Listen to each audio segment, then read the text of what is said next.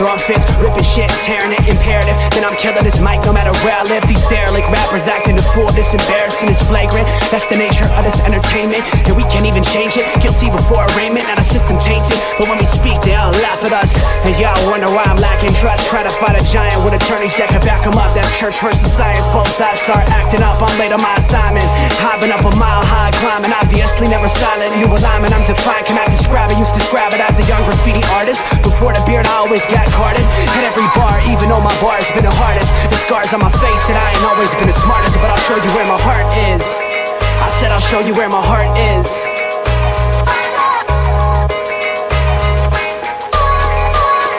I can show you where my heart's at. See it on my sleeves, even if the beat stops my soul. Ladies and gentlemen, Tuesday has arrived. A little sports nonsense and whiskey with the fellas. How we doing this evening? Pinky, Robert. Cheers. Let's go, boys. Oh, gentlemen. It's been a freaking crazy, fantastic week with sports. It was great to bask in the glory once again. Yeah. With that being said, football. Ladies and gentlemen, we have plenty to discuss this evening. College week 1 officially jumped off full swing Thursday through Monday. A lot of great games. We are going to break a couple of them down, and the top 25 had major shifts. We'll discuss slightly. Major topic this evening, we've got our version of NFL schedule records being released. Whoop, whoop. We'll have plenty of disclaimers before we discuss it, but we do have our own record predictions. Who's going to be making the playoffs? Who's winning each division? We're going to break that all down. Probably discuss a little F1 as well.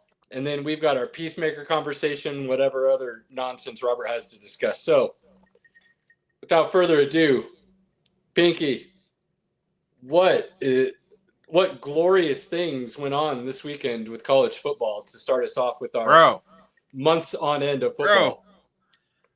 That Texas-Ohio State game, all the hype, gross. It was just awful. Week 1, man. You never know what you're going to get week 1. There was a lot missing in that game. Jeremiah Smith forgot how to catch. Changed gloves because of it. Like those were going to help. Okay. It's all about the mindset, Pinky. It's all about the mindset. Facts, Robert. Hey, these things aren't working. Let me get rid of them. They're cursed. That was like, it was hyped up to that point. Like, I thought it was going to be an amazing game. I only got to watch like the very first part of the game, and I got to watch the end of the game when Texas was trying to make a comeback. That was it. And at least there was some of that suspense at the end, but overall not a great start to the season for either team. But Ohio State came out with the dub, and that's all that matters at the end of the day. Big Ten, baby. You play one of those big games like that to start the season, ranked top 5 teams, 1 versus 3 at the time. You want that win, especially when it's at home to start the season. So regardless of how you get it done, getting the win in the horseshoe is a big deal for Ohio State. Right back to where they ended last season, probably the best team in the country at this point in time. A lot of season left and a lot of things can change, but to get that game, it definitely helps. Whole lot of people dogging Arch Manning. The haters are extremely happy right now. He sucks. I'm just kidding. The overhypeness is running rampant right now. I will tell you what. He missed a lot of easy throws, feet not getting set, throwing off platform when he maybe didn't have to. Big time. Not taking the easy throw and trying to go downfield. What I saw was not overhype. What I saw was a lot of inconsistency from, one, lack of playing in those big moments. It's plain and simple. And 2, I think that quarterback trying to do too much thing. Right. You know what I mean? Instead of just, again, taking the easy throw or throwing it away or understanding the time and situation for everything. First play of the game, he had an easy check down that could have got him in rhythm a little bit, and he tried to go 15 yards upfield on a post and just didn't throw it well.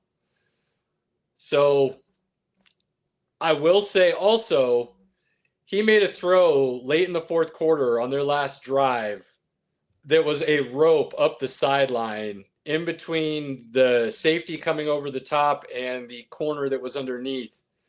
And it was a thing of beauty that if you know anything about football, not very many people can make a throw like that. So while there's a lot of inconsistency and things that he can definitely improve on, you still, if you were watching, saw the raw talent that has so many people excited about what he can do and why everybody's talking about his potential the way they are. I mean, if it's a slow growth throughout this season, like, he probably should stay in college in another year. See what happens. I was just about to ask that if you would think he would need to stay another year. Then he might need a little more seasoning overall. Again, he hasn't got to play, like, this is his third year of college, and he hasn't gotten to play that much. He played what, three games last season, right? Yeah, I got into like 3. He just needs some more seasoning. I do see the tools and the mechanics and the physical size, but he needs some more seasoning. So we'll see what happens. Gotta get him gassed up. I wouldn't worry about Arch too much. He's going to be just fine, I think. Hang on. I want to make sure I got this right. Ohio State moved to 1. Texas moved down to Big Ten. Texas moved down to 7. Penn State stays at 2. LSU Clemson. Next game we can discuss ever so slightly. I watched that game. LSU jumps up to 3 after that. Again, another top 10 matchup that didn't live up to the hype exactly, but still was a good game in the end because of where the situation was in the game. Oh, bro. I watched that LSU. I got a little tipsy during that LSU Clemson game. I was lighting it up. I was doing some Jim Beam pineapple. Ooh. With some twisted tea. It's dangerous, man. It's dangerous. I was just tipping them back and enjoying the game. Both of those quarterbacks, and again, every time I watch a game, excited to see the quarterbacks, they kind of don't play well. This is what happens when you only watch like 3 or 4 games a year, and then you don't watch the rest of the season. In this case, then, would this be the pinky quarterback curse? Like Caleb's spoken curse? I feel like this might be a thing here. Because whenever I sit down and I'm like, okay, I'm going to watch this game. I'm going to watch the quarterbacks. I'm kind of like Klubnik and Nussmeier are both guys that have some NFL, possibilities at this upcoming draft. First pick arguments, depending on who you speak to start this season and see what happens as it unfolds kind of thing. Both of them were awful in the first half. They were not good. Second half, Nussmeier figured it out, and that dude was rolling. And he was throwing some bombs out there. So he really turned it around in that second half. He got the dub, which is all that matters at the end of the day, right? Get the dub. Both squads were tough, man. That was a tough game. I think that is a tough. Your first week without a cupcake matchup to play a top 10 team that's very equal in talent to you that's a tough task. Listen, it's the first week of college football. You better show up or show out, or you're garbage. End of story.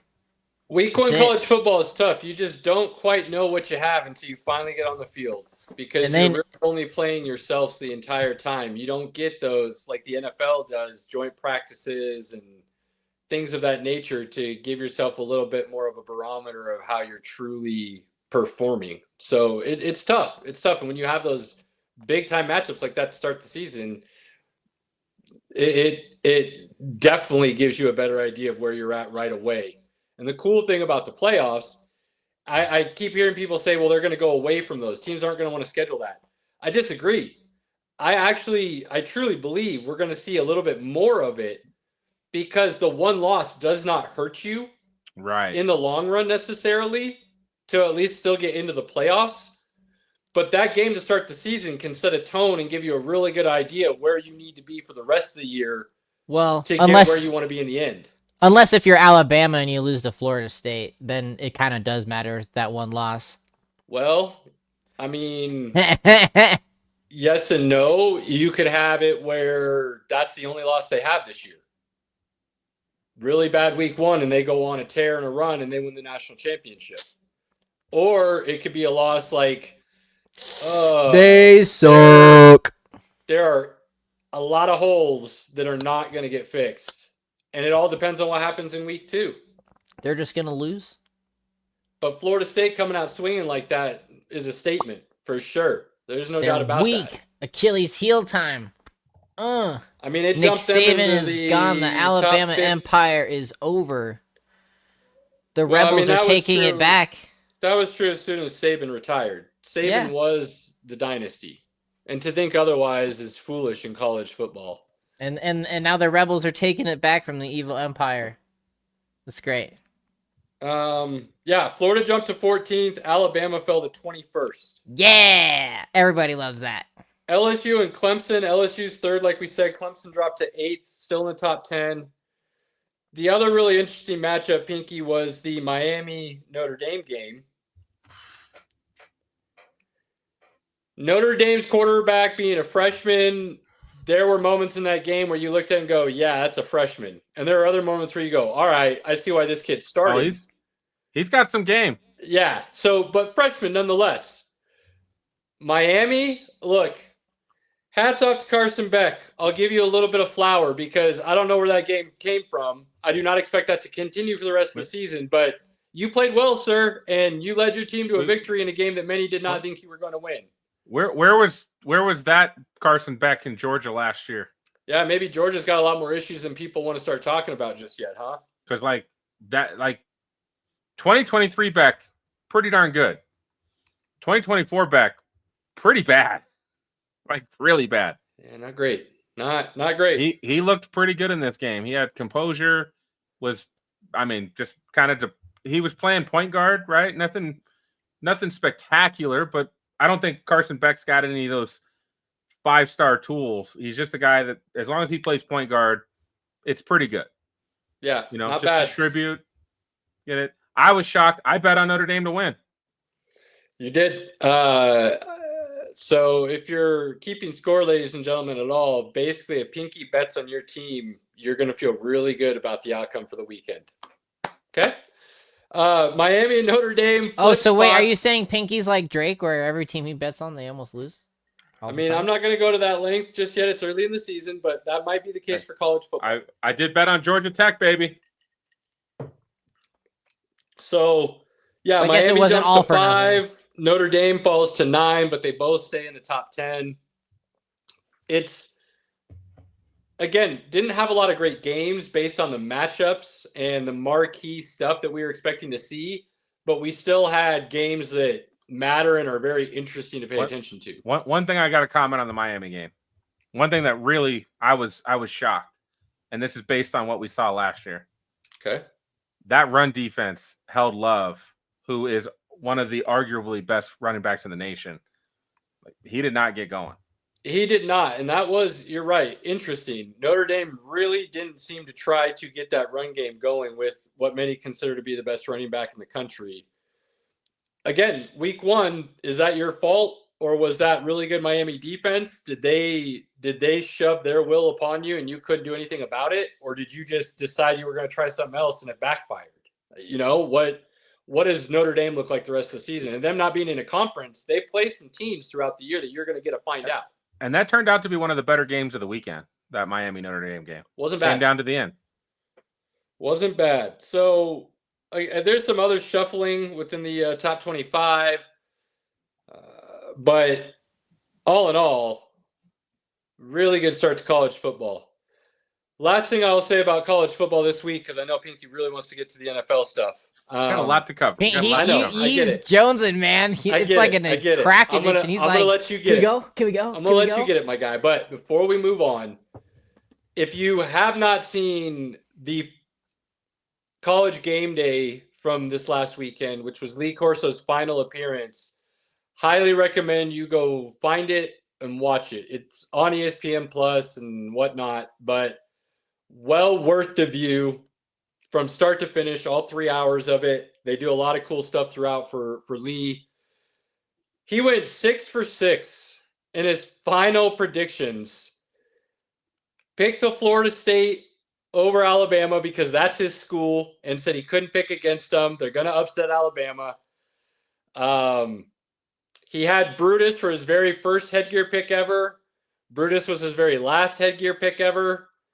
So just a lot of really cool things that they were able to finally do to send him off in the right way. Because as Pinky and I have talked a couple times in the past, as much as we love Lee Corso and thought he was like the godfather of college football and the voice and the energy behind it, if you will, every Saturday morning, you could see the diminishing return on his health, unfortunately. And it was hard to see him up there struggling when you could tell the mind was moving, but the body wasn't helping, kind of thing.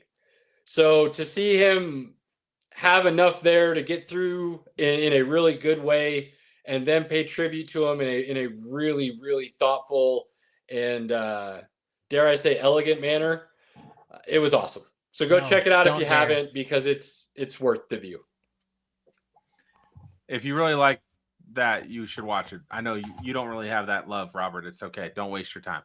But it was really good. Lee has been he's meant a lot to college football, and it's good to send him off. It was definitely time for him to move on to enjoy.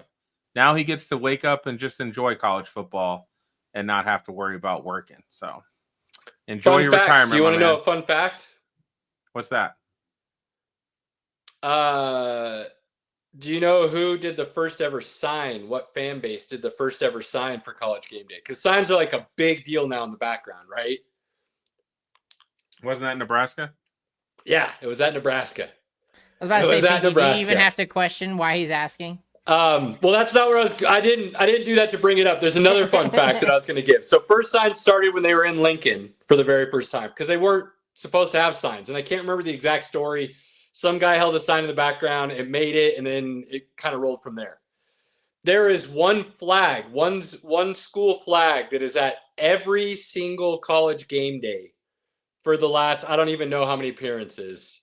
I can't remember if it started the very first one, but it's been going ever since it started. Do you know what school's flag that is? No. Washington State, of all things. That's so random. Yeah, and they have a fan base around the country now to where if somebody can't get there or something, they'll like mail the flag basically to the person that's able to do it and get to that location. And it makes an appearance at every game day location. Solid. That's pretty weird. Wild stuff. Pretty wild stuff. So, college is weird, Pinky. College is weird. Just all part of, what Lee Corso has helped build and create as part of that Saturday morning atmosphere for college football. And it's really cool. I love it. I mean, I've grown up with it. It's something I've always watched and from the beginning and was a way to kick off the Saturday of events. Very similar to what a lot of people feel about NFL Countdown or whatever. What I will say, one of my good buddies, like that's his like Saturday routine is College Game Day. Like without fail, he is watching Saturday Game Day as he's feeding the kids, as he's getting the everything ready for the day. Game Day is on. Oh yeah, before I had kids, I'd wake up early and throw on Game Day and start making my breakfast and get my day going, just so I could see what they were saying, who they were talking about, watching the headgear picks, and then the guest celebrity who came in and was the guest picker that became the new thing. And I love it. I do. But I mean, I love college football, so that's just kind of what better way to start that than a pregame show that is completely devoted to it. Now that most of my kids don't want to spend time with me, I have time to actually watch college football. Hey, wait a minute. Hold on. This kid wants to hang out with you. Dang it. Okay, watch some college football. Let's go, Robert. Sorry. Jeez. I mean, I have to test out this new sectional that I forced you all to buy. It's nice. I mean, apparently I have that capability, and I didn't even know it. But you'll sink right in. It's nice leather. It's good. I'm looking forward to it. It's good. So, college football is back. I'm excited. Like I said, I do think college football is a little more enjoyable with the playoffs. Something to really look forward to. Teams aren't dead by one loss. There's more, they can lose a game or two and still have a shot at the playoffs. I think that makes it interesting. Michigan State undefeated champs. Let's go. You know what I would wish for? that they would go through the first 4 or 5 weeks of the season and then release the very first rankings. And it's whatever is the rankings for the playoffs. Instead of having these preseason AP polls and coaches polls and stuff that base people on how they start and where they start, take all those numbers and metrics that you use to try and figure out who the best team is, put those in the little pot to figure out who you're going to rank and rank them 1 through 25 with the playoffs and let that be the first week of rankings. That changed a lot of things that we're seeing, I think, and it would be a lot more fun. I like it. Good thoughts, Caleb. Good thoughts. I would back that. You have my vote. All right, Caleb, is this where we throw the warning? What warning? This schedule is exactly what's going to happen in the game. We know all. We see all. We're not going to get this wrong. We got the script. This is what it looks like. That is the entire 272 game schedule of the NFL. We go through. These guys have problems. We pick. I'm just kidding. We pick every game, okay? And we seriously look at home versus away, where the game was, who they were playing the week before. Like, we seriously try to think about as many different things as we can when we pick these games. Here's the disclaimer, okay? We know that these are going to be terribly wrong. All right? We know that. Accurate. We totally understand that. Don't listen. But everybody's completely wrong when they do these things, right? That's just accurate. The fun and nature of it. Don't listen to Caleb. But Pinky, what is our biggest thing that we always say? We're always right. This guy, can we mute him tonight? He is feisty, man. He was feisty last night when we did this. He's feisty tonight. Man, something. I don't know what got into him. Something. I do like this Robert, though. I like this version of Robert. It's fun. Anyways, what do we always say, Pinky? We're always right. I mean, we say a lot of things. Oh my gosh, you two. Help me out, brother. Help me out. I've been drinking. The disclaimer for the schedule release. I don't even know why we're doing anything now. Caleb's questioning the entire. Just tell the people what you want. Like, we can just be done for the evening. Like, what? Pinky already got drunk. Robert doesn't even want to talk sports. I am not drunk. He's just ready to yell at everybody. Yeah. What is happening this evening? What are we talking about, Caleb? What the big disclaimer is we are Broncos fans. And taking off the rose-colored glasses is not as easy for some as it is for others. And there may be some on this who might have felt a little need to go overboard with the Broncos schedule. It's okay. It's okay, because it's probably going to be wrong like everything else, guys. So don't get angry. It is what it is. But honestly, here's the real disclaimer. We truly pick these based on the matchup and the team and what we actually think truly who's going to win, okay?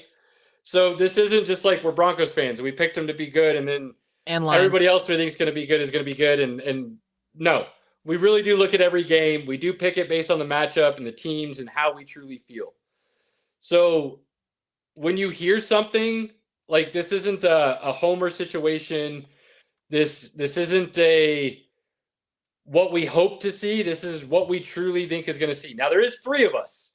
So we don't always agree, but because there's 3 of us, there's always a tiebreaker. So some of these, only one person might have been agreeing upon, and the other 2 people got the vote that way. And it's not entirely what everybody on the show thinks, but it's the majority rule here, and that's what the show thinks. So I bring the majority. If you don't like it, that's fine. Tell us why. Give us your thoughts. Let us know what you think is going to be different and why it's going to be different. But don't think we just randomly picked out of hats. Like, we truly gave this a lot of thought. And we do think it's a lot of fun and we care about it. So it's not something we just willy-nilly threw out there and said, this is going to be somebody's record. You know what I hate? I love that we do this because we do take into account what we've already said. When we go through and we say, okay, this team's record is this, and this is how we got there, then we go and mark that loss for that other team. That way we've already predicted that loss, right? Whereas then when I watch every year after the schedule, NFL programming has a lot of guys that go through and they do your whole schedule. and they pick all these wins and losses, but they give you this is what you're going to be. But then when they do the next team, they don't keep it the same as what they've already picked. So I'm like, that's not how you do it. If you picked them to win this game, then they won that game. And obviously when they play that other team that you're doing their schedule, you need to show that as a loss, right? You tell them how we it is, do Pinky. that. We you do tell it. them. We tell do. them. You crack it's that whip. It's a lot of work, and Caleb does a great job. We appreciate you, buddy. Yeah, Thanks, my pleasure. My pleasure. It's fun. It's fun. So we'll post the actual records, division winners, things of that nature, and we'll have that out on socials here in the next day or two. Getting the graphic put together, so we don't have that this evening. So tonight is all word of mouth. Apologies. You want to screenshot the rough draft? I'll give you a chance to screenshot the rough draft. Well, we're gonna try to get a graphic of this and put it out on the Facebook page. Also, yeah, we'll get it. I feel like whoever scores the least amount of points between the three of us in the fantasy leagues has to do it next year. They have to write it up. They have to write it all down to do it. Okay. That's the punishment. Okay. I mean, I don't mind doing it. That's just our 3-0 thing. I mean, I know you don't, but I was just there was no way you could have done it last night, Robert. You were so gone. Nope. Dude, it was a holiday, and I was hot. I was out in the sun all day in a suit. It was hot. Yeah, that sounds awful. That sounds awful. I had some choice words for my sister that when your husband tells me that you chose his outfit and it's a polo and golf pants, you could have told me that, and I wouldn't have had this problem. But I don't know, man. You come in suited and booted seems like the right way to go. I mean, I did. It was. I mean, I was looking fly. It sounds like the right for you. That is the right look, my man. You're not wrong, but man, it was hot. All right, Caleb. Why don't you hit us with the NFC South? Tell the people how did it work out? Bring it home. Well, somehow every year we think somebody's going to be really bad. Really bad. Really bad. I'm not sure if we've done this a year where a team didn't go 0-17. We haven't. There's always at least one. So, kind of tradition. But again, when you look at the schedule, and you almost have to force guess a pick to where they're going to win, and that's New Orleans. They're just they really don't have a quarterback. Ooh. They might have a couple wide receivers, but you're preying on Olave to play the whole season with the concussion issues. Shaheed has his soft tissue issues that he's known for. Cooks. Kamara is known to be out from time to time, but has played most of the season lately. Who knows what you have on offense if you don't have a quarterback and then all those other issues and question marks. The defense always seems to be solid or bad. New head coach. You start going week to week and you go, I don't see them getting one here. I don't see them getting one here. I don't. And they get a loss here, and they get a loss here, and a loss. Probably not going to win this one. Yeah. So, do they get one in division against Carolina, Atlanta, Tampa Bay? Divisions are crazy. Yeah, sure, maybe they probably do because it's really hard to go 0-17. We all understand that. But when we're looking at the schedule, we're not just going to force pick a guess and say this is the week they win because we don't think they're better than anybody they're playing. When you look on paper and you line them up and you think about what happened last season, what they did in the offseason in the draft, there's not a lot of room for New Orleans to get a game. They're really bad. Bad. It's probably going to be bad. And that's okay. That is okay. After getting out of salary cap hell and getting some of their veterans out the door, and it's time for a reset, and sometimes you got to be bad. Hey, the Broncos were just bad for 10 years. Like, it's fine. We were. Absolutely. So New Orleans, sorry. It was a dark time for Pinky. 0-17. Hey, I was so excited to go to a New Orleans game last year, right after they fired their coach, and they won. It was awesome. Great atmosphere, great fans, great place. The stadium sucks, but the fans are great. New Orleans is a great place to see a game. 0-17, though. Sorry, guys. Next up, Solid. Carolina. Gross. We like what you're doing down there. We think based on the way the season ended, there is some things to improve upon and build off of. And there is going to be some flashes this year. Going to see more competitive games with them. Not a winning record at this point, but we think they can definitely improve upon what they had last year. We've got them at 6-11. 6-11 for the Carolina Panthers this season. Struggled with that because I do think they're going to be better than they were last year, but maybe that just doesn't show up in the record. Yeah, that's it. Sometimes a step back, 2 step forward doesn't always show up the way you want it to, but you can tell the improvements there. So we do think they're going to be a better team. It just, again, you start looking at the schedule and you're like, yeah, if I'm being honest, this is who I think is going to win. I'm not going to, again, force a guess for a W. Above that team in Carolina is going to be the team that a lot of people thought was going to win the division last year and kind of fell on their face, then kind of figured it out, then kind of fell on their face and kind of just barely walked through the end of the season. And that's the Atlanta Falcons. We have them finishing at 9-8. There is something about this team where we feel like that offense could explode and be the best offense in the league. Feels like there's weapons everywhere. Magic. But then on the other hand, maybe those weapons are all overrated and they're not as good as we all think they are. And that's why they keep failing to live up to expectations, because we've just got them ranked way higher than they need to be. We still aren't really sure what that defense is going to be, even though they tried to address it in the draft with the 2 edge rushers. 9-8, when we finish looking at the schedule, it's like, yeah, we feel like they could be better, but we also felt like they could be worse. And you start looking things over and you're like, yeah, that's probably accurate about where they're going to be. They're going to have weeks where you feel like, oh, they're about to go on a run, and then they might lose 3 in a row. And you're like, all right, never mind. Atlanta's who we thought they were. Mr. Danny Green, thank you, sir. So 9-8 for Atlanta, second in the division, right behind the Tampa Bay Buccaneers, who, Pinky, you absolutely love. And they're finishing at 12-5. Tampa Bay Buccaneers, baby. Let's go Baker Mayfield. Look, 12-5 for the Tampa Bay Buccaneers. I love Bucky Irving. I love Baker. I like watching Baker play. Mike Evans is just, that dude is just, he's like the steady Betty of the NFL right now. Like, he's going to get 10 touchdowns. He's going to get 1,000 yards. Go ahead and write it down. It's going to happen. The best receiver that nobody talks about. He's the Chewbacca of the Buccaneers. He's reliable. He always shows up and he crushes. He always shows up. Perfect, Robert. Yes. That's exactly Mike Evans. And then whoever's the number 2. Godwin, McMillan comes back, and Ibuka, whoever you got. So I love them. And the defense, they had a lot of injuries last year. They're all healthy right now. They stay healthy. Todd Bowles usually puts out a competent defense.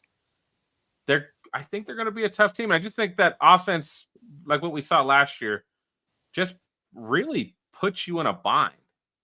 That if you can't stop them, you're going to have to keep up with them. That's tough to do. It's going to be interesting to see what that offense does. They got a lot of weapons, a lot of continuity, but a new offensive coordinator for the 3rd time in 3 years, if I'm remembering correctly. Yes, I believe so. We'll see what that does, but winning the division 12-5, NFC South goes to Tampa Bay. Whoop, whoop. Let's go. Where would you like to go to next, Pinky? Let's go to the NFC East. Okay. At the bottom, I think no surprise to anybody, will be the New York Giants. All hail the New York Giants. Now, I think this defense is going to be pretty solid. I think that offense actually is a little bit more dangerous than maybe people want to think about. This record's a tough one because we could see them being a whole lot better than this. But there are some unknowns. Russ being your quarterback, I mean, come on. Let's not expect a whole lot there. I actually Giants think that country. Let's ride. I think it's actually a downgrade from Malik Neighbors compared to Danny Dimes, for the simple fact that Russ doesn't do a lot of the short and intermediate stuff that Neighbors can really weaponize himself on with, ball in his hand after the catch kind of stuff and being dangerous. Russ can throw a great deep ball, there's no doubt, but his receivers aren't necessarily known to put up big numbers. You just get the ball in Neighbor's hand and he'll do the rest. Right. And that's not Russ's game. If Dart comes in and starts, he looked pretty decent in the preseason, but again, vanilla coverages from the defenses, rookie. Everybody believes, including the Giants, that there's a learning curve for him. So I wouldn't expect that to New really York improve. averages. What's that one part on that offense that's probably still not very good? The run game. Run game's not bad. You're going to say the offensive line? Yeah, that offensive line's still not very good. I don't know. I think they were much improved kind of the second half of last season as they got a little bit healthier. We'll see what happens this year. It's definitely the biggest question mark there because, obviously if you're not going to protect the quarterback, it's not going to help at all for anything. So we will see how that works out. But Giants, you're going to be at the bottom of that division. We got you 2-15. Rough year. But if you truly believe you have your quarterback of the future in Dart, you're one step ahead already. Another high pick next year. Add to that and move forward. So we not struggled. all is lost. We struggled with that because we can see games that they could pull out. But if you just line up, that's all we can do. We line up this squad against that squad. We just, again, we see that the other team would be better. So Giants, top 10, top 5 pick. Let's go. It's also the NFC East where that division is notorious for beating up on itself and games being won that should not have been won at all. So, yeah, there's going to be some differences. I think this is a good point to interject another little disclaimer, if you will, Pinky. What did we say? We believe this has a +or-2, a solid +or-2 either way. Yeah. On all of these, so Giants 4 wins, okay? Feel a little bit better. We're bumping you a couple 2 there. Feel better. Do you really want to win though? Really? New Orleans, we're not bumping. You don't get the +or-. No. You're the only team that's not getting a +or- this year. Okay, you're definitely not. A surprise to me is how low Pinky is on Dallas. Robert just hate. So not a surprise the way he decided to go.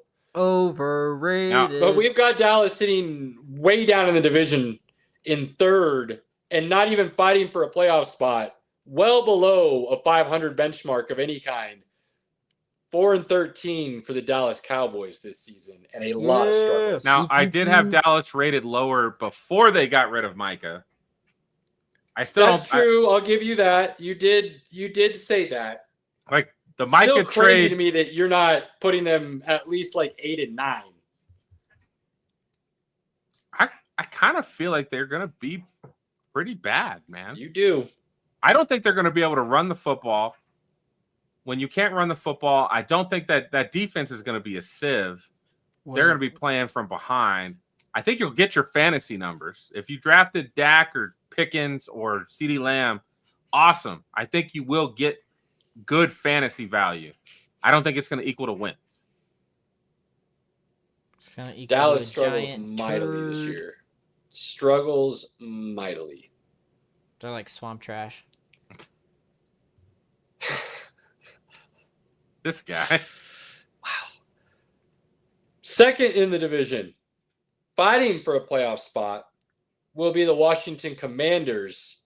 And they, while the record says ever so slight step back, have a really good season because the schedule is not easy for them. And they're going to finish 11-6 this season. That schedule is tough.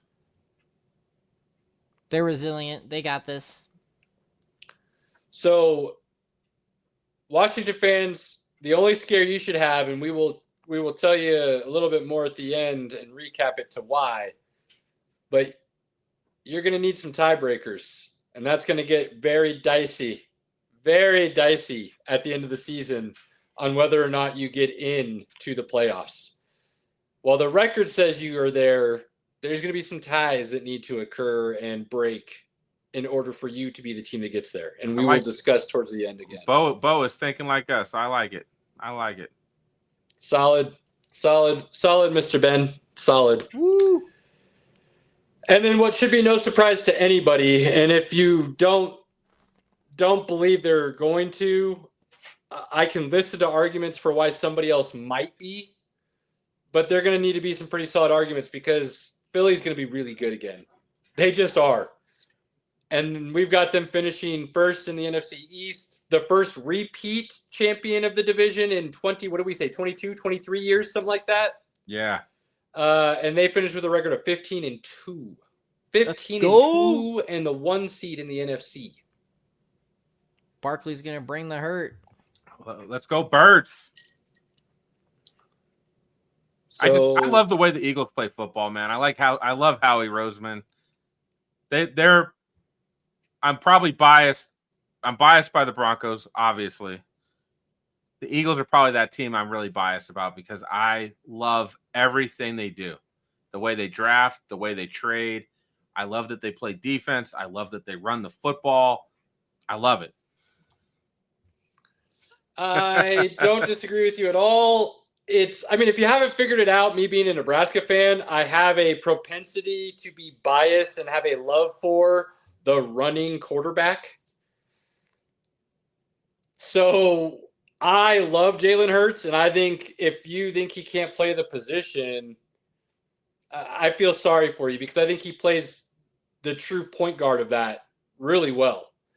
And yeah, he may not read the field as well as somebody else. Yeah, he may not have the strongest arm. But what he does do well, he does at a really high level. And the thing to me that I love the most is when the lights are the brightest and the stage is the biggest, my dude balls out on a regular basis. And I don't know how you can hate on that. Look, when he gets hot, he is hot. And it's hard to stop that guy. When he is on, he's running, he's throwing, he's RPOing. Like that dude, hats off to Jalen Hurts. Fun to watch play football. There are games he's off. And when he's off, it's not great. We all have our days. We all have our days. Pinky, right, as you're Robert. finding out at work now, you have your own days. That's right. Let him in. Let him know. Let him know. Yep. We all can't bat 1,000 every day, all right? Please stick with us. We always do the West last. Hold on. We're going to the West. I thought you wanted to do the West last, like always. That's what you've always said to me. We're doing the NFC West now. We'll do the NFC North last because I think that's the most interesting of the divisions of the NFC. Sorry, Ben. He pretty much tells us what the rules are, and then on the fly will adjust his own rules, and then we all look like the fool. Yeah. So Pinky just derailing us like per usual. Jeez. Right on in. Here we go. NFC West, ladies and gentlemen. It should just be Pinky the derailer. I think this division, more than any, gave us the hardest time. Yes. We see a lot of parity in this division, and you're gonna see why real quick. And it was this is where even the tiebreaker, whoever was that third vote to break what the win or loss would be, struggled to decide. It wasn't very clear cut a lot of the times. So the NFC West was fun. The margins are very small in this. And division. A lot of that is just our non-faith in Stafford's back for the whole season. And that played, honestly, a big factor in the situation as we started looking at things. So if he has to sit at all, the Rams probably aren't where we have them right now. Oh, this whole thing is flipped around. Everything, but we try our best to pick our games based on the fact that the season started, and we look at the rosters as they are now. Stafford is the starting quarterback still. They said he's playing week 1. If he's good to go and playing, he's a really damn good quarterback, and they have a lot of weapons. So that's how we play the season out right now. If he was out, this would look a whole lot different, I promise you. He's at going down in game 1. We all know it. This guy, and this is somebody who actually likes Matt Stafford being a Detroit man. He hates Matt Stafford now. I hate Matt Stafford. Foolish. He's a traitor. I know, he is a traitor. But he's not. Oh my God, I'm not even doing this tonight. Move along. At the bottom of the NFC West, we have the Arizona Cardinals, who I actually picked a couple weeks back, a month ago when we started talking preseason. I actually have them as a potential dark horse run in the playoffs in the division.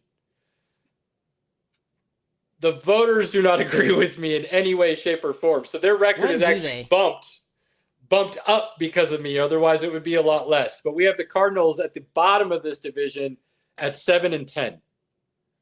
That feels right. It just does. I think they're going to be better than that. But I could see a lot of things going south on them very quickly, and then egg on my face and I look foolish, and that's okay. But because of the majority rule here, 7-10 is where we got them to, and I was able to finagle a few extra wins into that scenario. Then, and here's the deal, guys. Maybe another good time for a disclaimer, eh? Maybe a good time. We don't play out the tiebreakers. We don't go that extra layer deep to play out the tiebreakers to see who's actually going to be in, out in the playoffs and things of that nature. And I say that now because finishing at the top of the division for the NFC West is a three-way tie at 11-6 between the Rams, the 49ers, and the Seahawks. It's going to be a little nuts, okay? It's going to be a little nuts. Pinky, please discuss, because I think you're a little bit higher here on the Seahawks, actually, surprisingly, than I am. Yeah, this is tough. I think, again, I'm not so sure about the 49ers. Their wide receiver core is just, without IU, I just don't know what they have right now. Big question mark. Purcell, Jennings, Kittle, CMC. Like, who knows? Until Kittle gets hurt week 3. So I am not sure about the 49ers offense right now. I do think the defense should be better under Saleh, but they had to let go of a lot of good players, and they're playing younger players. Who knows? They're the wild card to me. The 49ers could be really good, and they could be not so good like they were last year. To me, their margin is like 4 games. They're plus minus 4, in my opinion. Seahawks and Rams are closer together for me, but the Rams are all based on if Stafford misses any time, I do not believe in Jimmy Garoppolo. Like, I'm out. Mm-hmm. I'm out on Jimmy G. Like, I do think McVay can get good quarterback play from anybody, but there's good quarterback play, and then there's winning quarterback play. I don't think they'll win many games if Jimmy G's the quarterback. So they have to have Stafford healthy. And I'm an old man. My back is pretty good at the moment, but there's times where it's like, ooh, that just doesn't feel right. I'm not playing football. I'm not out there running from guys. I'm not bending over, taking a snap. I'm not twerking and twisting. I'm not doing all of that. It takes one twist, and he's out. It's going to be tough. That's where I like the Seahawks. They're a young team. I do think they play pretty good defense. I think I'm not sure exactly the offense besides Jackson Smith and Jigba and the run game, Walker and Charbonnet. It's a mystery, and that's why we ended up. They're all 11-6, right? It's so close. It's so close. Like, pick any one of those teams, they'll win the division. The Seahawks just came out on top for me. Maybe it's because I'm going to the Seahawks. I'm going to go see a Seahawks game. That could play a part of it. Let's go. Sam Darnold. Luke Skywalker. The concern I have is the O-line. If the O-line can't protect Sam Darnold, he's going to fold. It is what he does. So, moving along. 3-way tie, 11-6 to top the NFC West. The most don't know who division. Wins it because we don't do the tiebreakers. So, hey, if it actually happens, everybody's going to be really excited to figure out who it is. Moving on to the NFC North, which to me is the most competitive division in the NFC. Yeah, absolutely. Arguably the league.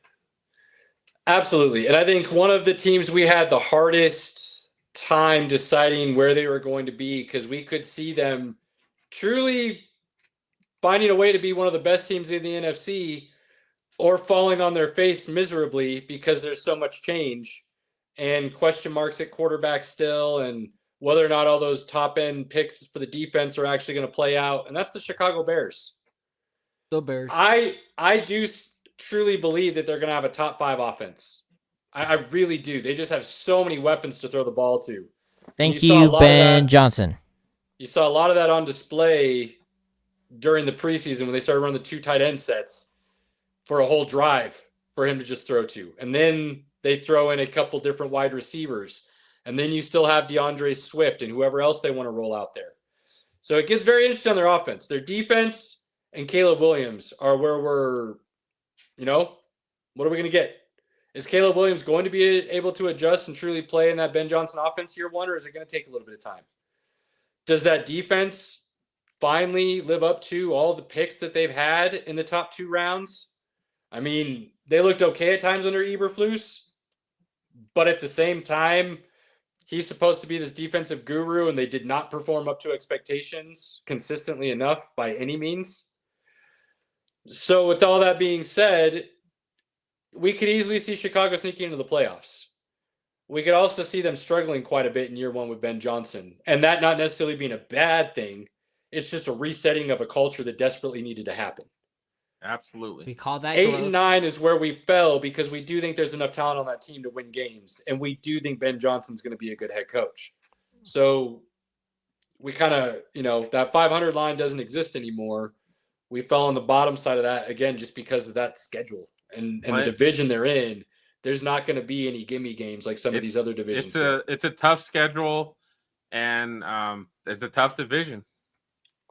Somebody had to be fourth. Yeah, that's just the way it is. It's the Bears. Tied for second at 12-5, we have the Green Bay Packers and the Minnesota Vikings. Now, I am already on record saying I like the Packers to win this division this year. I like Jordan Love to be in the MVP conversation. So I am very high on the Packers. I think there was some room where their schedule could go either way. They are still one of the, if not the youngest team in the NFL, I think, if I'm remembering correctly. Them and the Broncos are like 2 of the top youngest teams. They've still got some things that they need to make sure they clean up and figure out. If I'm remembering off the top of my head, they were 3rd in the league in drops last year with the receiving core. Jordan Love was never really healthy all season. So there's a lot of things that didn't go their way. O-line wasn't great. And I had them being this improved before they went and got Micah Parsons. So I like the Packers a lot and where they're going to be. That being said, I don't hate that the Vikings are at 12-5 playing a first-year quarterback in J.J. McCarthy, because I'm on record saying in that scenario, I truly believe they don't let Sam Darnold walk unless they feel confidently they're going to be able to get very close to, if not the same production from J.J. McCarthy in year one. And part of that is simply because of the weapons they have and the head coach and the game planning and play calling. They added to their defense, right, Pinky? That defense is going to be even better, and Brian Flores had them already playing really well. They did. And that's, I think, for me, I gave the Vikings the edge in a lot of games, specifically because that defense is a swarming defense that forces they put so much pressure on you. They force you into making quick decisions. And that's where they get a lot of turnovers. And I just believe in that philosophy. You're going to give up some big plays. You're going to give up some points here and there. But a lot of times you're going to put quarterbacks under pressure. And some of the quarterbacks that fold under pressure, you will make them very uncomfortable. So that's why I like the Vikings. And Kevin O'Connell's just a really good coach. He got 300-yard games out of Nick Mullins. Like Josh Dobbs. The Pastronaut was good. Like he's going to get J.J. McCarthy playing pretty good football with a really good defense behind him. So, and who's number 1? Detroit Lions, baby! Detroit Lions. 13-4, winning the division. Not going to get that top seed, as we've already talked about in the NFC with Philly going 15-2. What up, Doe? But they're going to be sitting right there, 13-4. that defense, I think a lot of people forget what they were able to accomplish last year playing legitimately third and fourth stringers. Hutch, baby. I think Hutch is the biggest question mark, and whether or not they're still going to be able to generate a pass rush. I don't expect a lot from him this year, and I think anybody that is just fooling themselves, unfortunately. His presence on the field is still going to be good. It's a big body. He is fundamentally sound as a football player, so he's going to be able to provide something. But being the same dude that was leading the league in sacks even 3 weeks after he was injured last year is not the guy he's going to be this year. You're not going to have that same level of explosiveness and agility coming off the break in his leg that he had. You're just not. He's not even a year removed from it. So the fact that he's even starting the season is wild. Because he's a beast. But he is better than not having him out there. It's going to be interesting to see how they generate as much pass rush, because I think what he's truly going to be this year is about 70%. And by the end of the season, maybe 85-ish, to where you'll see him the following year back to his truly dominant self. I think it'd be a wise decision for them to go back and bring Zadarius Smith back, who's still out there as a free agent. Wouldn't hurt. Another body out there like that does not hurt, especially if you can play him situationally and he doesn't have to be out there all the time, right? So, now, I have a soft spot for Detroit as well. I love Dan Campbell. I like the way they play the game. I love his aggressive nature. And after going to the draft in Detroit and just being there, like I want those guys to see what a Super Bowl looks like, right? So let's go Lions. Let's go Lions, baby. AFC. So little teaser, and we'll give the full rundown when we're done with the AFC, and we'll give both sides. But little teaser, there are 9 teams in the NFC fighting for those 7 playoff spots. And it's truly going to come down to tiebreakers. So it's going to be really fun to see how that plays out. All right. Moving over to the AFC. And we're going to go really quick on this one. The AFC South. Why would we not spend a lot of time dissecting this division and making sure we understood every in and out, Pinky? Just to make sure your heart bleeds a little, Caleb. No, I'm just kidding. Look, the bottom 2 teams, Indy and Tennessee, it's going to be a rough year for you guys. Indy, 1-16. Tennessee, 2-15. We're not feeling good either way. Indy, you have a lot of weapons. That defense should be good, or at least middle of the road solid. You should have a good quarterback. You should have more than 1 win. And in fact, you probably end up closer to like 6 or 7 somehow. But when we really look at the schedule and we think about who's playing quarterback and the issues that team has had over the last couple of years and the struggles, even when they had competent quarterback play, it just never seemed to work or gel. Right. And I don't, when we talked about it, I didn't, Pinky didn't, Robert didn't see a scenario in which any of that really changed. And in fact, we're doing you a favor, Indy, because this is our way of saying things are finally going to get rock bottom so that you can build up. Because this will allow the Irsay daughters to clean house and set up shop their way with their rules. And then they can truly know that what they're doing is going to work or fail. And there won't be any more of this yo-yoing between the GM and the head coach and the quarterback and everything else that's gone on over the last 10 years or so. Clean it out. Clean house. Yep. So this will be the nail in the coffin that finally allows you to do that. So you're welcome. Our gift to you. Tennessee, what are you? Garbage. And is Cam Ward going to be your future? No. Yeah. I think Cam Ward is going to be pretty good. But I just don't think the O-line's not great. Tony Pollard's good, but he's not great. Right. Calvin Ridley's okay. Like, everything they have at the moment is it's okay. Yeah. The defense isn't good besides Simmons, is it Justin Simmons? The former Bronco? No, not the former Bronco. The guy that's the D lineman in the middle. I think he is. I don't Justin remember. Simmons. Yeah, that sounds right. Robert, look that up for me. Defensive tackle for the Tennessee Titans. Simmons. They just got a ways to go. I think they're doing it right there with the head coach and the way they're trying to completely reset the roster after they Jeffrey moved away Simmons. from Vrabel. It had a J. It had a J. So I think they're going about things the right way there right now. They're not a mess like Indy feels, but there's going to be some time that they need to get the pieces there. They had to reset after Vrabel, so it's okay. There's nothing wrong with being bad another year. Another team resetting, but with a lot more pieces because they've had enough draft picks to do so and put weapons on the team. They always have a top 10 draft pick. Continuously miss on the head coaching situation.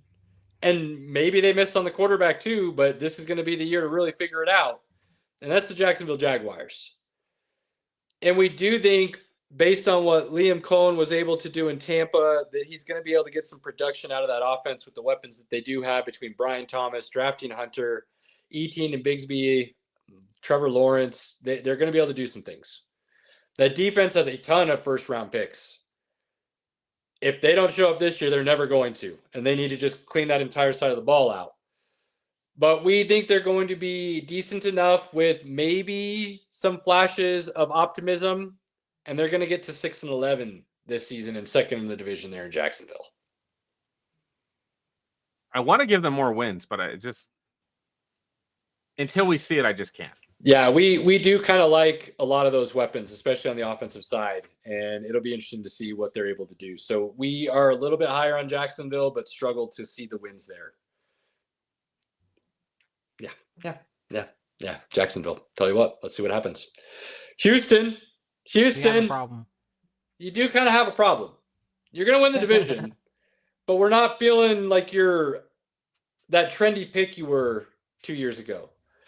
We're not feeling like you are necessarily in position to win, really compete, especially in the AFC yet. You're still missing some things that we just don't see. I'm worried, but you're man. in the playoffs with a guaranteed divisional win, 10-7 for you, Houston Texans. I'm worried. If they were not in the AFC South, I don't think I would have them with more than 7 wins. But they play in the AFC South. And that's their saving grace. Because I think that O-line was not good last year. And they didn't do a lot to improve it this year. And C.J. Stroud struggled with a bad O-line last year. I'm nervous for C.J. I really am. I like that kid. I met him. He autographed a helmet and a jersey for me. CJ is my guy. I'm worried for him. You want to be on Pinky's love list, just go sign something for him and you're in. You're in, baby. Done. He was nice too, man. He was a good guy. Oh. So Houston, congratulations. You get into the playoffs. Where it falls from there, not feeling very confident for you after that.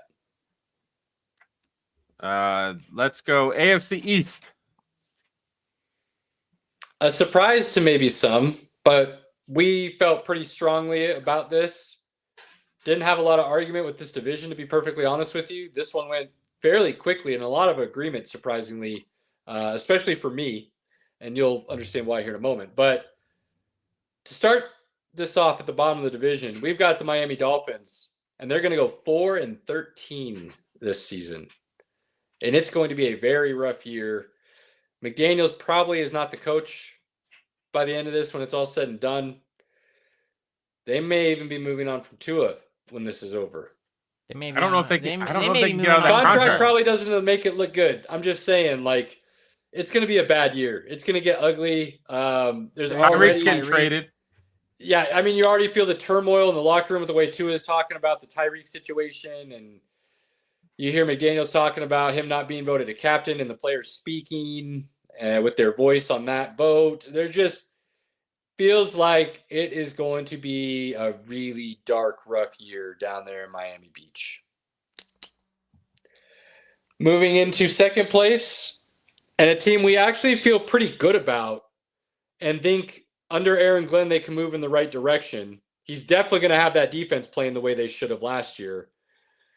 And we actually think the offense is going to be competitive because they're going to be able to just run the ball on basically anybody, and that's the New York Jets.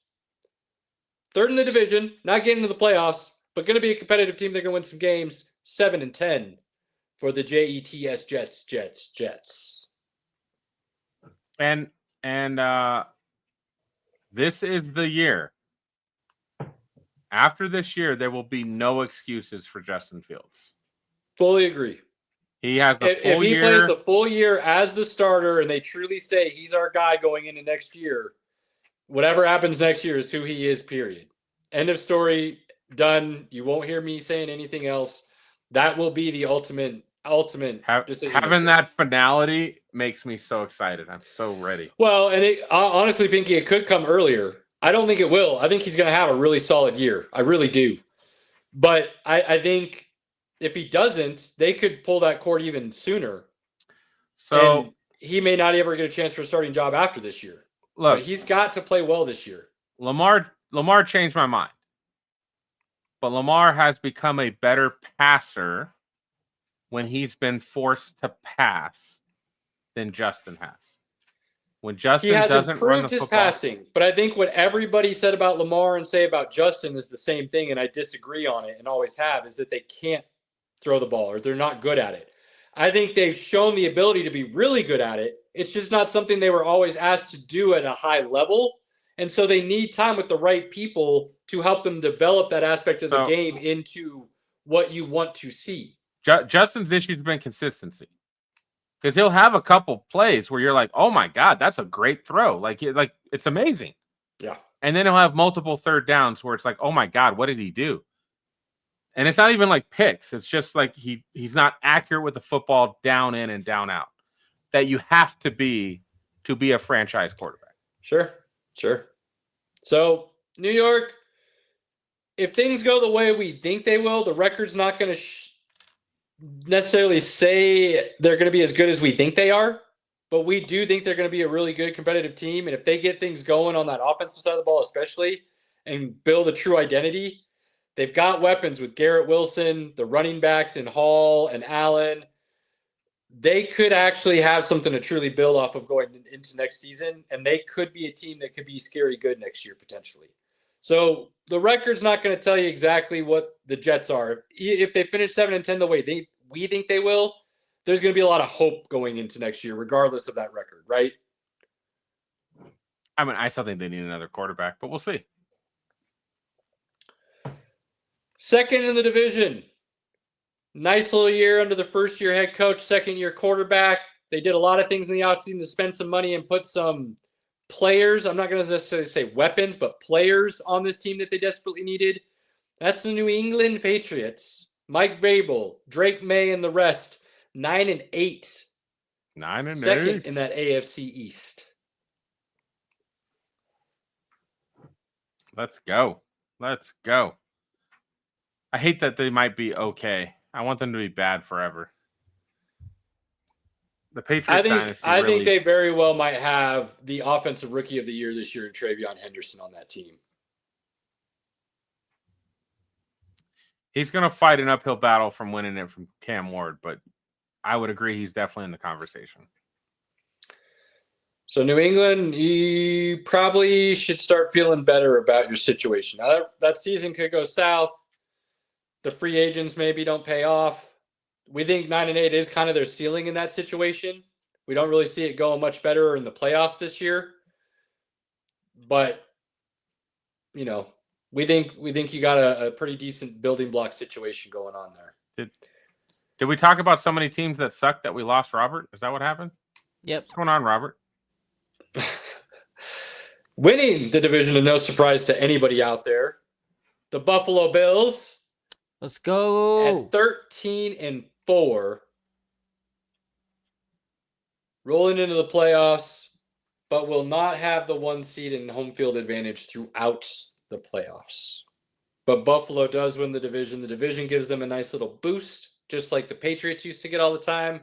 And it helps provide a little bit of a cushion to make sure that you can not necessarily rest or coast during the season, but definitely not have to beat yourself up necessarily maybe as hard as some of the other divisions will to do the same record or get into the playoffs as the same. Yeah, I think they're in a much weaker division than other teams. like the North, like the West.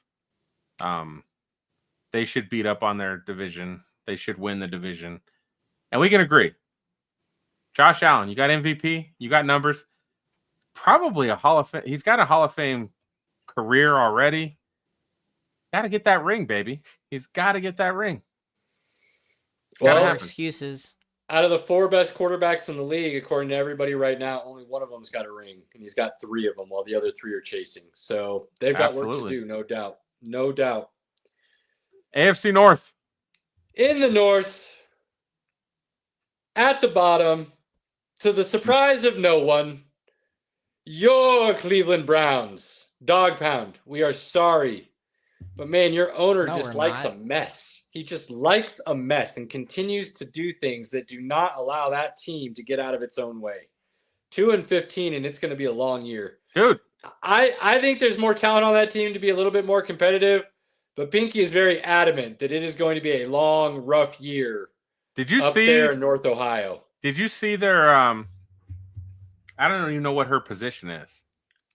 She's got an upper level position. She did a press conference and she talked about how they're judging their quarterback by data analytics.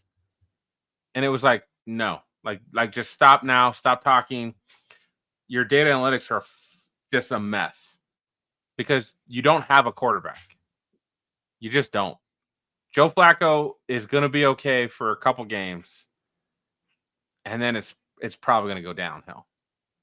I mean, they don't have any choices, though, other than Flacco and 2 rookies, because they can't afford to put any more into the position. I mean, what they're paying Deshaun Watson still. And the word is Watson's coming back this year.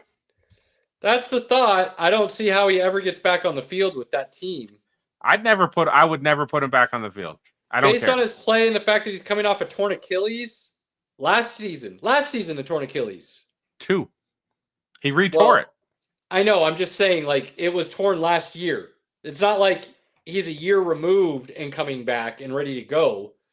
He's not even close to ready to go. And the way he played before the Achilles tour says he was not worth starting anymore. So the fact that the Browns are even allowing that to be part of a conversation is probably all you need to know about Cleveland. 2-15, bottom. Good luck picking back in the top 5. Hopefully you do right. Dude, they're going to get 2 top 10 picks, though. Probably. Because they have Jacksonville, so. Probably. Well, based on the way this played out, that may not be the case. Okay. Actually, yeah, it still would be, it looks like. Be right on the verge. But yeah, still right there. So yeah. Moving up, this is where it gets interesting. Between Pittsburgh and Cincy, and as we went through their schedules, what it really came down to is, man, Cincy's offense is so good. But we saw last year, it doesn't matter how good that offense is, that defense is just not going to put you in positions to do right. And yes, they changed coordinators, but you allow Trey Hendrickson to sit out all of training camp with no deal. You allow your rookie first-round pick, who's your other edge rusher that you needed desperately, to sit out half of training camp. You didn't do much on the back end. You didn't do much in the middle. The defense is still a huge question mark. Can they get middle of the road? Yeah, maybe. It's not like they're devoid of talent. But do we think they have enough talent to truly get where they need to be? No. Caleb, let me ask you a quick question with Trey Hendrickson in mind. Okay. When you don't give a guy security, what can happen if he has a thigh bruise or sits out a lot more? An ankle tweak. He's not playing. He's thinking about other things. May not be given 100%. There's issues there. Now, if you got 3 to 4 years guaranteed, are you willing to play through a sprained ankle? Definitely. Now, here's where that all comes into play. Cincy is notorious for starting off the season slow. Very slow. And guys, I told you, we looked at every game, okay? And we thought Cincy would probably be our most controversial because they finished third in this division at 9-8. But here's the deal. this is how they start the season. At Cleveland, home against Jacksonville. Whew, love that, baby. We start slow usually. We get those 2 games to open the season. We're feeling good. 2-0, money. Let's start rolling. Except for then you go at Minnesota, at Denver, home against Detroit, at Green Bay. Like, you run through a gauntlet right after that. And based on how you tend to start seasons, the potential issues with the defense, and the fact that you still have an offensive line that is at times a sieve, and Joe Burrow still finds a way to ball out, 9-8, we almost felt like that's generous at times. And we could see Cincy winning the Super Bowl. So let's not get it twisted. That's how good we think that offense could be, and we could see the defense showing up out of nowhere. And they could go on a run like they did a few years back to even get to the Super Bowl. So this isn't us saying they're just going to be bad.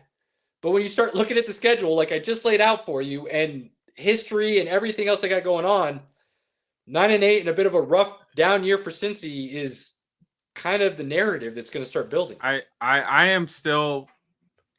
They would have been better off letting T. Higgins walk and taking that money and getting some defenders in-house to make them a better overall football team. Probably. Pittsburgh.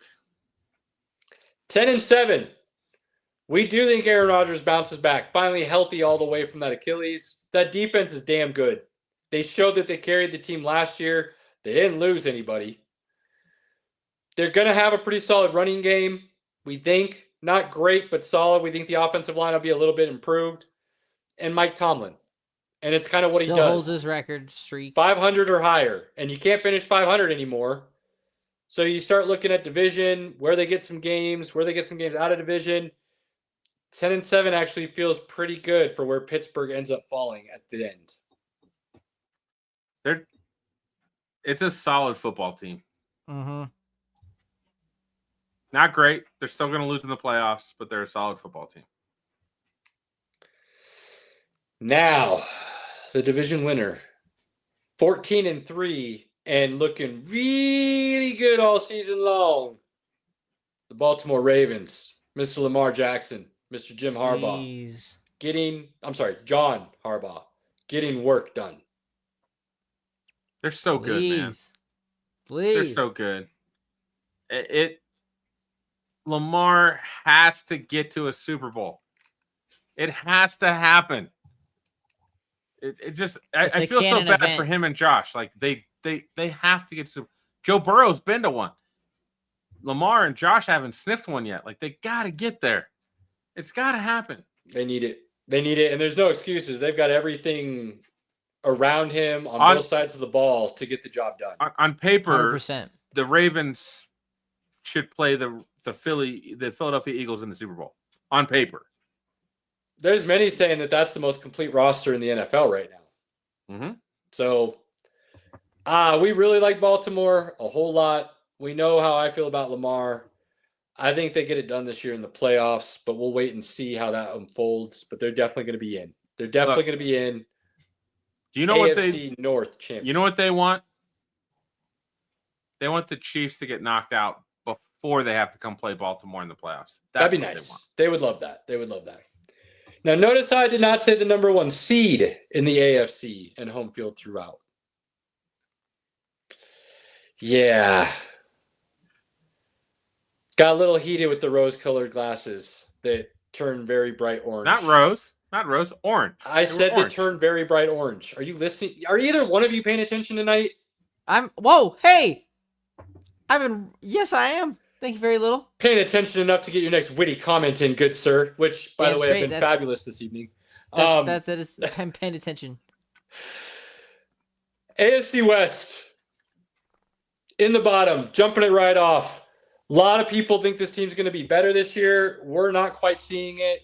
Yeah, they got Max Crosby. Yes, they have Brock Bowers. Yes, they have Ashton Genty. We think Geno Smith's a good quarterback. Who else is he throwing the ball to? Guys, what else is on that defense, if we're being honest? Vegas. Rough year. But hopefully you start building things, and Tom Brady is the voice of reason there finally. 4-13, though, bottom of that division. Picking highly next season. Not going to be a good year for the Raiders. Nick Wrong hates us. He hates us. Yeah, he likes them to get in the playoffs and second in the division this season. I don't struggle to see that happening. He loves Pete Carroll. I will say he does. That was his. He didn't Good break culture them builder, down, but it takes more than an offseason to get that done. And you got to get some more pieces in there. He didn't break the Raiders down as well as he broke the Chargers and the Broncos down of why they won't make it. Right. He just said, "I love Pete Carroll." 4-13, Vegas. Deal with it. F the Raiders. Next up, this is a team that, boy, had this injury not happen, there's a good chance we have them a little bit higher. But losing your left tackle, and arguably the best left tackle in the game, is a big deal. And a lot of people have said as such and have knocked the record back a little bit because of it. We have the Chargers finishing at 11-6. Still really good team. Still a lot of talent there. Jim Harbaugh is going to get work done. We believe in Jim and what he builds. But you lose that left tackle, and that's something you don't just easily replace. And that changes your game plan and scheming a lot. I'm still not sold that their defense is going to be amazing either. And they still deal with a lot of injuries. I don't know if they've changed up their training staff yet or what. They had a lot of injuries last year that impacted them. I still don't think their defense is going to help them get to where they want to be. But still a good, solid football team. Very playoff football team. So there is that. Finishing second in the division at 12-5, the Kansas City Chiefs. That's right. The dynasty is over. You suck. Now, they have a bounce back year in the sense that they're looking like the Chiefs again. They're not winning all these really close games and people are writing them off because of it. They're winning and they're doing it in the Chiefs way, if you will. So the refs they got a brutal schedule. And they do play in this division where two of my cohorts here believe the best team in the division is going to run rampant and Rugshaw over everyone. So they hold on, Caleb and me. bit. Pinky doesn't think so. The matchups, the Chiefs play the Ravens and the Bills. We don't. And they play the Lions as well from the NFC. And we play the NFC East. So I just feel like the Broncos have the easier schedule. Overall, that doesn't mean they're better than the Chiefs per se, but they have an easier schedule than the Chiefs have. They do. I will agree with you on that. I still think there were some bright orange glasses being worn rather than some, muted orange glasses, if you will. Regardless, I didn't disagree as much as it might sound like I did. So there is that. But the Denver Broncos win this division at 14-3. Yeah! Woo! Woo! As we said before, ladies and gentlemen, this is 100% accurate. Put your money bets now. We give the disclaimers that had time for reasons like this. I will also give you another little fun anecdote and story. A couple years ago, feeling really good about the Denver Broncos when they had a new head coach and they brought in a quarterback from another team via a trade. And we picked them to be pretty good that season too. And they failed miserably. So if you want to call us an idiot and say that this is going to be the exact opposite, you do have some history on your side to be correcting. Hold on. We understand that. If you believe the plus or 2 minus, Broncos 12-5, still pretty good, right? I still feel like that's still valid. Now, I will say, in all honesty, part of the reason the Broncos got here is fourfold. The schedule is a big one. Arguably the number one defense in the league, and it got better in the offseason. Arguably the number one offensive line in the league. A run game that should be improved to go with that offensive line, and we believe this second-year quarterback should take another step in the right direction under Sean Payton. So all those things combined do get you to where if you look at the schedule and you put on some orange-colored glasses, it's going to be very easy to see how we got there. If you take the orange glasses off, it might be a little bit more of a struggle, but it shouldn't be something where you go, these guys have no idea what they're talking about. There is a very clear path of how the Broncos could end up in the situation. I think you would have had them a little bit less, but you still had them at like 11 or 6, 12 and 5. I think 11 and 6 is exactly about where they end up this season, and I think that's very justifiable. But we shall see. We shall see. But they right now win the division, tied with Baltimore for the 1 seed in the AFC, and then tiebreakers unfold to see who gets it. So now into the playoffs as we end our predictions and records for the segment and season. Should I do that again? I kind of like this. Bringing it all together. AFC playoffs. Real easy. Cut and dry. Buffalo, Baltimore, Houston, Denver, KC, LA, Pitt. That was a lot of teams. 7 teams, done, no questions. The only thing you're trying to figure out is some seeding a little bit. I feel great about that. Like I think records might be different, but I think those teams are correct. So there's your 7 from the AFC. NFC, like I said, there's 9. Philly, Detroit, Tampa. Whoever wins the NFC West? Seattle. Maybe. San Francisco? Seattle. Maybe. LA? Maybe.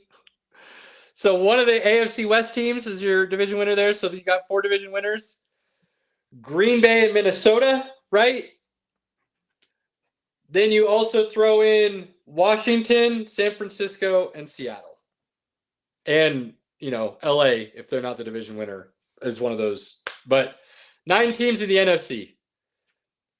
You're going to have 4. You're going to have 4 fighting for the 7 seed, and 3 of those are going to be fighting for a division win and then a first round bye. Not bye, but first round home field. So it's going to get very interesting there in the NFC. Very interesting. Yeah, buddy. And that is 2025 NFL script brought to you by Sports Nonsense and Whiskey. Like I said, we'll get a graphic. We'll have this up in the next couple of days so you can review, go through, tell us what's right or wrong, and fully dissect the heck out of it and blast us. It'll be fun. Can't wait. With that being said, we're not talking F1. We're going to move right into Peacemaker. Make sure we get to discuss that. And then next week, we will have our full slate back and be able to discuss everything. Robert, when is the F1 race this weekend? On Sunday at 7. 7 a.m.? Yes. Yeah, because it's overseas. Are you coming over to my place at 7? No, I'm not. I don't know. I'm probably just going to take it easy this weekend. I need to get some stuff done. First football Sunday. Hey, talk about this off air. We got better things to discuss for the people. Fair. Peacemaker. Season episode 2 was off the rails. Oh, wait. Spoiler alert! Yeah, no. Episode 2, freaking wild, man. Eagly, what a G. Wow. Eagly is dope. Best sidekick ever. Are you kidding me? Straight up. He's like, this is my house. Through that team. He had a Macaulay Culkin moment from Home Alone. This is my house. I will defend it. Yeah, that was great. That was awesome. I am stoked about the direction of where this story's going. I think it's pretty much exactly what I thought it was going to be. Can't wait to see what the last 3 episodes hold, though, because there's supposed to be some really big things that you're not ready for and you're not expecting. So everything we're seeing now, I think, is expected, and that's how James Gunn wants it, obviously. So it's going to make it even more fun when things really actually hit the fan, because apparently this isn't hitting the fan yet. So the fact that you've got the old team meeting secretly basically together and still having a connection. You've got one of them spying on the other. Them.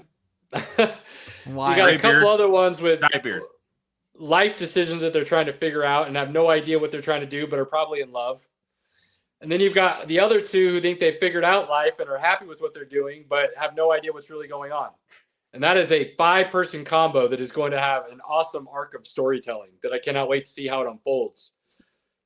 And then you've got at the center of all of it, Peacemaker himself and the alternate dimension closet that his dad had, and how that led him to his other self and other family, and then killed himself, and how that's now starting to play out in just sheer depression of realization of what his life is compared to what it could have been. And it's intense, and wild. I do just want to throw out there that Vigilante is one of the best parts of this series, and in an alternate world, Freddie Stroma would be a perfect Deadpool. I just want to put that out there. I can see that very well, actually. Great call. But his Vigilante and the way he plays that character is just so good. Flawless. It's like, wait, you had a party and you didn't invite me? The way he discusses the orgy as he comes over to help Peacemaker, and the way in which he describes why he's mad. Dude. Not because he didn't get to be a part of it, but because he didn't get to have that special bonding time with his best friends. Yeah, that's all that matters to him. It's just hilariously perfection for the character and the writing. I mean, it's flawless. Look, if your best friend doesn't invite you to an orgy, you feel a little left out. That's all I'm saying. Probably, yeah. It's a solid assessment. Solid assessment. The way this is building with obviously Peacemaker about to step into the other reality, the other dimension, the other world, and try to fill the shoes of the Peacemaker he just killed, the Chris he just took away. I mean, hold on. It was self-defense. That's why, yeah, I mean, I didn't say it in a bad way. Like, I feel like we got to put that out there. That's fair. It was very much self-defense. He didn't just like put a gun to his head and kill him. No, by no means. That's fair. But the way in which he went about it is it shows how broken and shattered he is as a person and a character to begin with because of the life he lived. Because if he didn't live that life, he could have handled it in such a way that would have still worked out okay in the end. Now you see a path that's set up to just be nothing but epic, brutal loss and failure. And it's truly the ending of that episode where he sits down in his dad's home in the other universe, and he hears his dad talking because they can't find him and they're worried. And the way that's hitting him as he's just blackout drunk almost. And then he gets the response text back because he's finally in range to receive it with a hey and a broken heart from his love, who's hardcore still, is like so wild. The writing in this is really good, and it is making you care about the characters in a very meaningful way. James Gunn knows how to suck you into a show or a medium. I still don't understand how you couldn't get behind Creature Commandos, and it might be it's just because it's animated, which I get, but it had nothing to do with the characters. I just could care less about those characters. Nothing about them was interesting to me. Man, and I told you, I felt the Weasel episode. That was a good damn episode of storytelling. I still didn't care about the character though enough to be like, yeah, I'm invested now. It just. Sometimes it happens, you want to like something, but it doesn't matter. It just doesn't hit you. That's fair. Yeah, we'll see what happens. I mean, I'm really enjoying this season.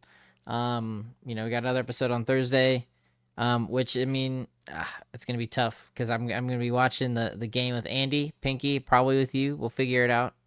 But then Peacemaker is gonna be right after that, so I like to make sure I'm on it the day it comes out. So I'm looking forward to it. A lot of stuff coming. Got to balance the time out with football being back, which is exciting. There's always something to do now. I'm gonna have a rough week, man. Between wrestling and football, I'm gonna be. And struggling. Hey, guess what? Next week we're going back to the movies, baby. Yeah, let's go. Yep, got The Long Walk. We got This Is Spinal Tap 2. Got a lot of good movies. We will have time to discuss next week to really dive into Peacemaker a little bit more, and then get. I know Robert's got some other stuff to bring to the table, so we will make sure we get that there. On that note, ladies and gentlemen, we have come to the end. Pinky, final thoughts, good sir. Week 1 we have got a lot going on. All right, guys, here's the announcement. If you are a sports gambling degenerate like myself, we have a new show coming out tomorrow. It is Against the Spread with Pinky and Aaron. We'll be on live on TikTok and then posting it back on YouTube. Check us out. SNW Whiskey. No, SNW is what it is on TikTok. We will be live. We will give you all of the betting knowledge you need for week 1. Robert, final thoughts, good sir. Oh man, dude, there's so much nerd happening. I'm so excited. I was waiting for the end of this weekend because D23 was going on, so a lot of new stuff was announced. There's stuff we want to discuss about that for sure. Huge teaser that got Robert and I just overly hyped for no reason. Not fair, Disney, thank you, but we'll discuss. Yep, there's so many good nerd things. Football's back, sports are back. I mean, there's always something going on. Having to balance time out will be an interesting thing. It's a good thing that F1's first thing in the morning because I know at least I'll get that out of the way before any football. There you go. Yeah, it's good stuff.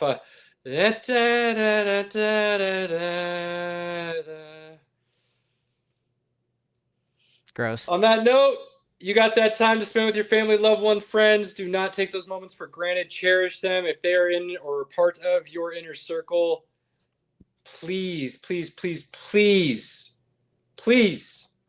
use those moments wisely because they will come and go and you do not get them back.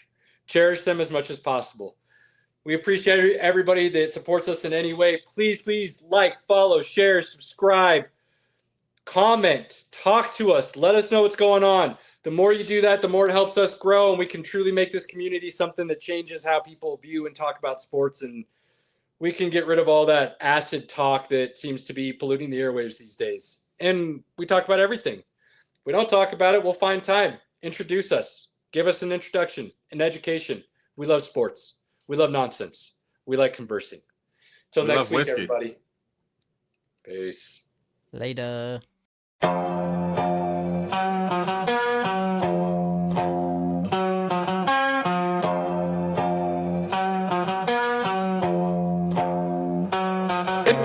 Pinky in the building, reppin' orange and blue. Broncos country, yeah, you know how we do. Hot take so wild, you remember the name. From college ball to the pros, Caleb spitting game. Robert here, the pop culture plug. From comics to racing, pour the drink in the mug. Sports, nonsense and whiskey, yeah, bold talk. Good laughs and a glass in the air. Sports, nonsense and whiskey, right? Kick back, tune in, take a wild side stride.